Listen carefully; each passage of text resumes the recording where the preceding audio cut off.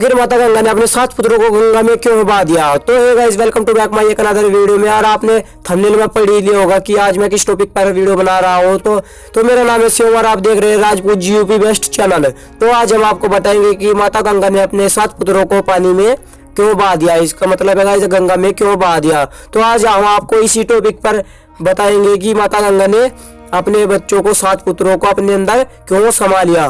तो गाइस बिना वीडियो को देरी करते वीडियो को करते हैं स्टार्ट।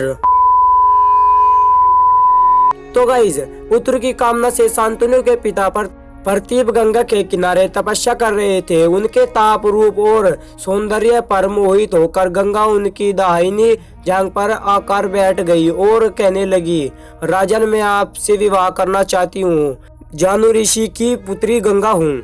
इस पर राजा प्रतीप ने कहा, गंगे तुम मेरी दाहिनी जांघ पर बैठी हो, जबकि पत्नी कहो तो वह मांगी होना चाहिए। दाहिनी जांघ पर तो पुत्र का प्रतीक है, अतः मैं तुम्हें अपनी पुत्रवधि के रूप में स्वीकार कर सकता हूँ। यह सुनकर गंगा वहां से चली गई। फिर कुछ सालों के बाद जब महाराजा प्रतीप को पुत्र की प्राप्ति हुई तो उन्होंने उसका नाम शांतनु रखा और इस शांतनु से गंगा का विवाह हुआ।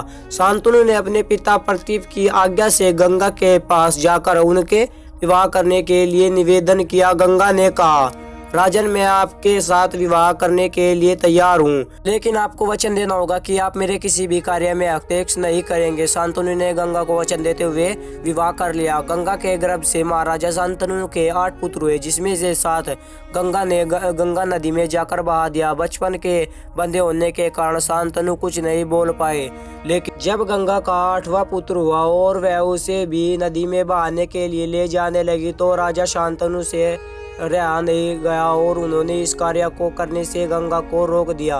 गंगा ने कहा, राजन आपने अपनी प्रतिज्ञा भंग कर दी, इसीलिए अब मैं आपके पास नहीं रह सकती। इतना कहकर गंगा वहां से अदृश्य हो गई। महाराजा शांतनु ने अपने उस पुत्र को पालन पोषण किया, उसका नाम वेदव्रत रखा। वेदव्रत के किशोर अवस्था में होने पर उसे हस्तिनापुर का युवराज घोषित कर दिया। यह देवता आगे चलकर भविष्य में कहलाए। तो इसीलिए गाइस गंगा ने अपने भाई थे 7 पुत्र। एक बार धू नामक वसु ने वशिष्ठ ऋषि की कामधेनु का हरण कर लिया। इससे वशिष्ठ ऋषि ने धू से कहा कि ऐसा काम तो मनुष्य करते हैं, इसीलिए तुम 8 वसु मनुष्य हो जाओगे। यह सुनकर वसुओं ने गर्भाकर वशिष्ठ प्रजाति की प्रार्थना की तो उन्होंने कहा कि अन्य वसुओं तो वर्ष तय होने पर मेरे शाप से छुटकारा पा जाएंगे, लेकिन इस घू को अपनी करनी फल भोगने के लिए एक जन्म तक मनुष्य बनकर पीढ़ी भोगना होगा। यह सुनकर वसुओं के गंगा जी ने के पास जाकर उन्हें